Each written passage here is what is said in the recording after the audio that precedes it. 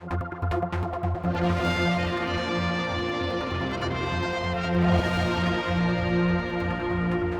is my final part, looking at the events surrounding the release of the Expol report into the so-called concocted document saga in the Dr Randon Tribunal on unfair dismissal. Just though to remind you, this information was released following a Freedom of Information request whilst the tribunal was still sitting. Due to that decision, what would have been covered by sub judice laws is now in the public domain, and as I understand it, can be commented upon. And what I'm about to say must only be taken as my own conclusions. I'm asking questions about the information we can refer to and putting a different narrative on those conclusions. I've been assisted by people with a legal background, which has helped us see that there are still more questions than answers at this stage. In this section, some of the information will be very detailed, but it refers heavily to what was said and recorded in the Expol report. We also need to remember that other Freedom of Information requests that might have added clarity to these events for the Manx media have been turned down by the Isle of Man government at the moment. We hope that will change. So, what was actually in the evidence unearthed by Expol which enabled it to say no criminal activity was detected during the investigation? It's worth taking a little time to look at one document, Z475, which is entitled Minutes of Executive Team Meeting, Monday the 16th of March 2020, 12 p.m. to 1 p.m, MS Teams. Why is this date, the 16th of March 2020, of significant relevance or importance to motivate anyone potentially within DHSC to take the risk of concocting documents to rewrite history? The importance of this moment in time can be explained by paras 168 and 169 of the Tribunal's decision. This was after Dr Ranson and all the senior doctors through the Clinical Action Group had delivered their presentation to Magson recommending the shutting of the borders to prevent the coronavirus landing here on Manx shores. This clinical advice directly countered Magson's recommendations to the ministers to follow what many saw as the flawed delayed strategy of Public Health England. So, paragraph 1868. This was especially so for Dr Ranson's evidence after announcement by Minister Ashford on the morning of Friday the 13th of March 2020 that the island's policy would follow that of Public Health England so that the borders were not closed. The ministerial announcement referred to COVID-19 as being mild in 90% of the cases. There was indication given that self-isolation should be for around 7 days. So the planned strategy was to follow Public Health England's approach of delay.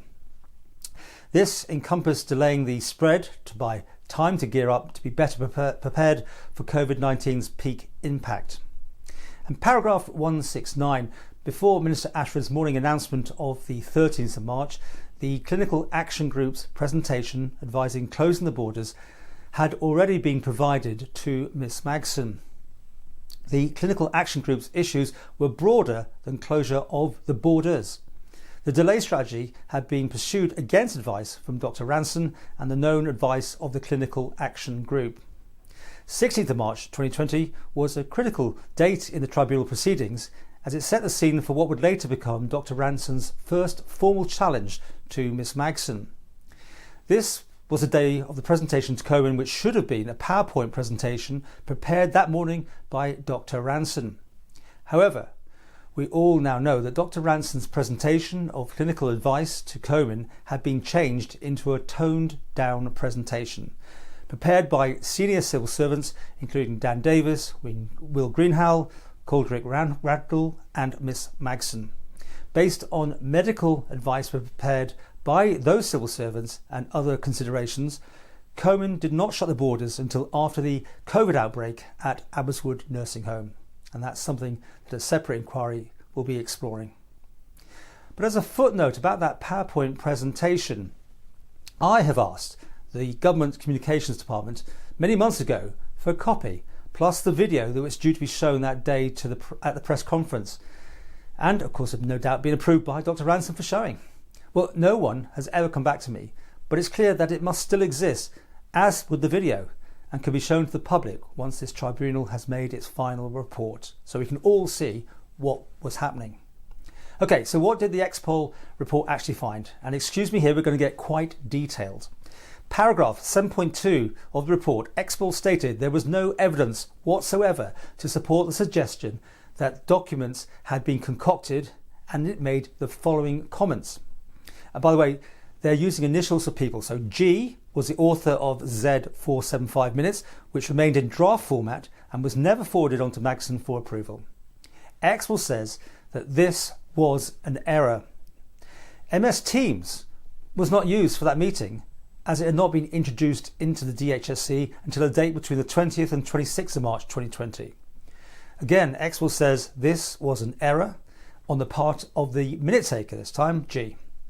And there were material differences between Z475 and pages 1464 to 1467, which were notes of action points taken by another officer, D, at the same meeting. It was acknowledged by Expol that D's notes of action points 1464 to 1467 were authentic because they were unchallenged evidence that D's notices were documented and circulated via email widely on the 16th of March 2020 at 15:16, only a few hours after the meeting had ended. Evidence obtained from attendees linked were detailed to one meeting, and the investigation teams have accepted the views of those concerned, that's G and D, that each had different roles with different focuses, recall and responsibilities.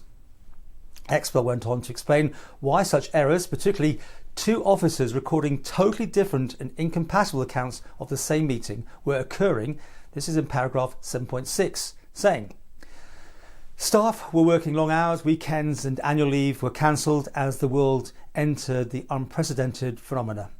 Witnesses detail a pressured workplace, some taking up unfamiliar tasks to assist their colleagues. The frailties of humans would have taken over, and under such pressure, errors would have happened. Mistakes were inevitable, they say. So let's just clarify that this Z475 minutes were of a meeting dated the 16th of March 2020, at the very outset of the pandemic. Surely some might therefore think this was long before any COVID-related exhaustion, pressure or human frailties would have really taken their toll on the staff.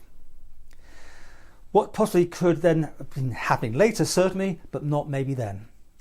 It's not the obvious inevitable mistakes of a contemporaneous pandemic-exhausted minute taker who took handwritten notes during the meeting.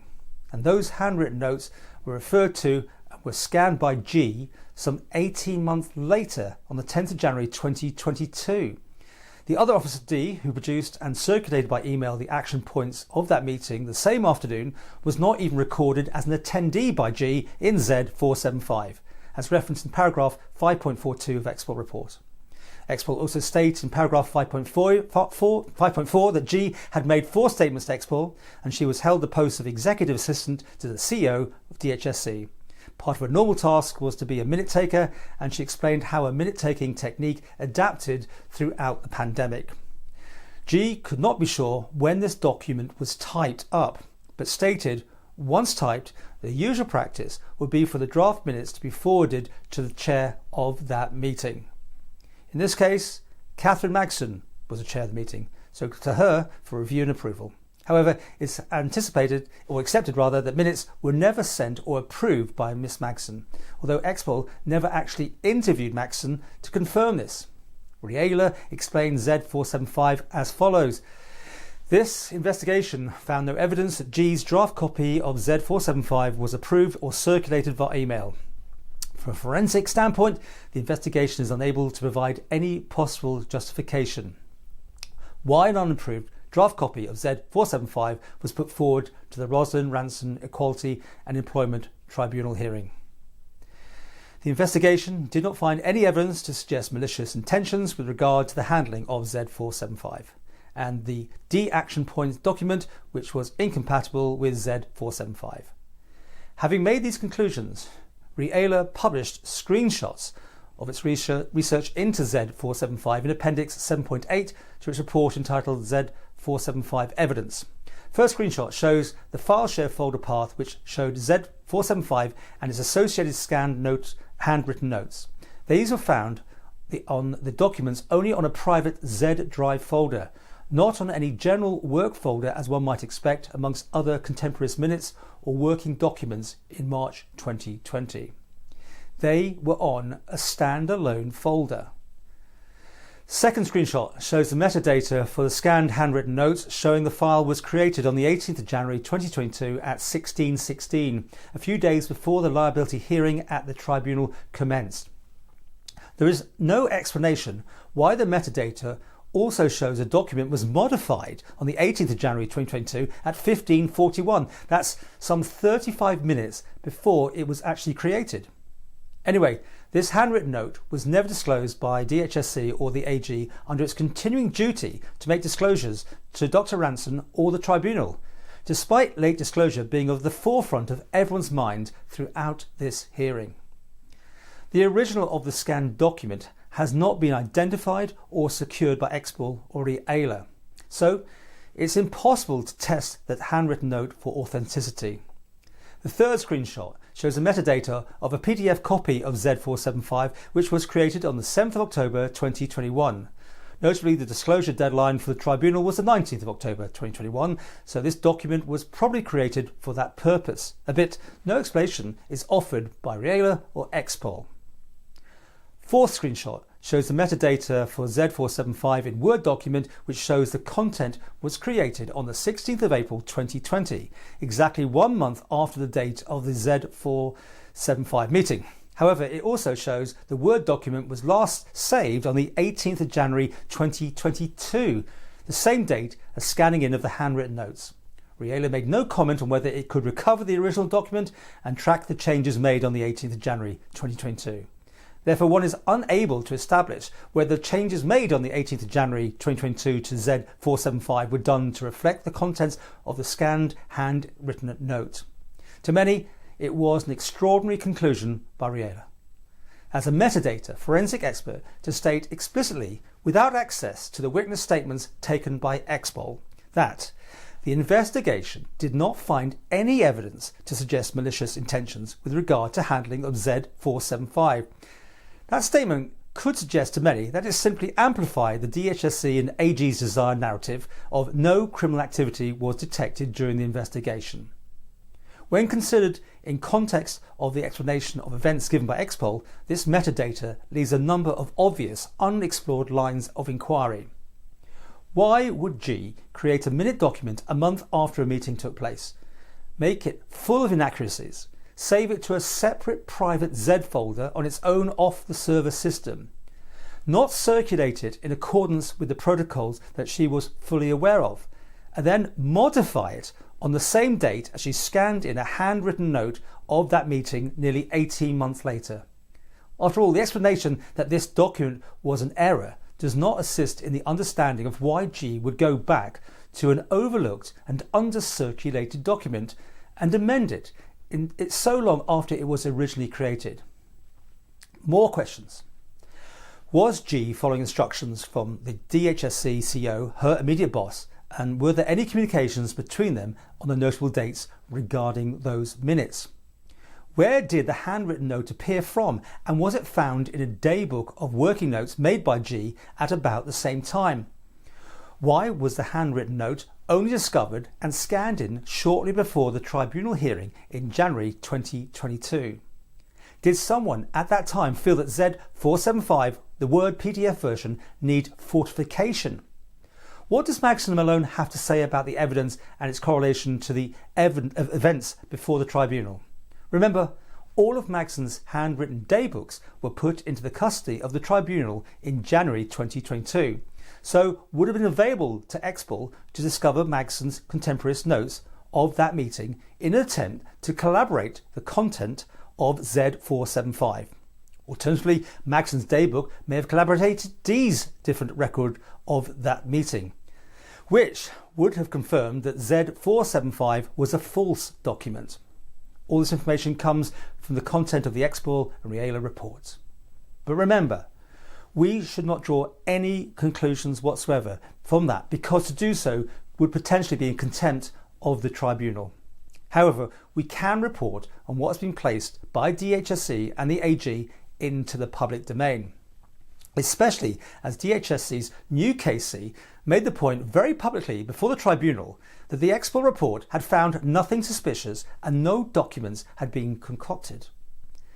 There's a very simple alternative theory, of course, which has never been maybe explored by the people who are meant to be looking at this Expol.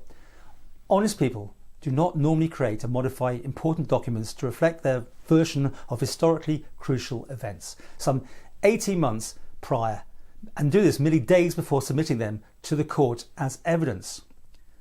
To do so would require malicious intent and lead to the detection of criminal activity. The tribunal has mentioned that it's still to reach any conclusions on the concocted documents and the Expol report. So we'll leave the tribunal now to consider the information that's before it. However, as DHSC and the AG have placed its narrative on the Expol conclusions into the forefront of the public domain, it's appropriate that we look to see if it holds water. For us, there's a number of questions that remain unanswered at this moment, and I suppose no one will ever know the truth until an independent police investigation is conducted into this. So, what does all this mean? Well, there remains so many unanswered questions at this stage that we are unlikely to get them all even after the tribunal has deliberated and published its final decision. And it's not for the tribunal to look at the wider ramifications within the Isle of Man government as it functions to resolve the matters being litigated by the parties before it now. Perhaps at the end of all this, all the parties should welcome a police investigation into what's gone on behind these concocted documents. A non-partisan review, so to speak, independent. Then perhaps Tynwald, which has been tethered from even uttering a word on this subject by the AG's advice of sub judice, can start asking questions. And if they wanted to hold the executive and the AG to account, it would seem logical to many that Tynwald will need to get in on this and get it out on the table, and let MHKs decide the rights and wrongs of this whole saga. Many believe that more transparency is desperately needed, and this has been promised by our own Chief Minister. And let me remind you again, at the time of recording, the tribunal is still to reach a conclusion on this and the Expo report into it. So in concluding, I must thank the team behind me who provided such detailed breakdown of the events and helped me understand things. Every day I'm receiving more information. Of course, I'm holding most of this back until the tribunal has made its final findings because we're subject to sub judice. But what I can say is the whole saga seems to be playing out so badly for many people here on the Isle of Man and the worldwide people who watch these reports. So why has the government stalled in answering the media FOI questions? It's surprising. It could clarify so many things on what happened and when. Information, I think, which eventually will get into the public domain. But only time will tell. Thanks for watching. Look forward to your feedback, and maybe there will be more on this yet to go.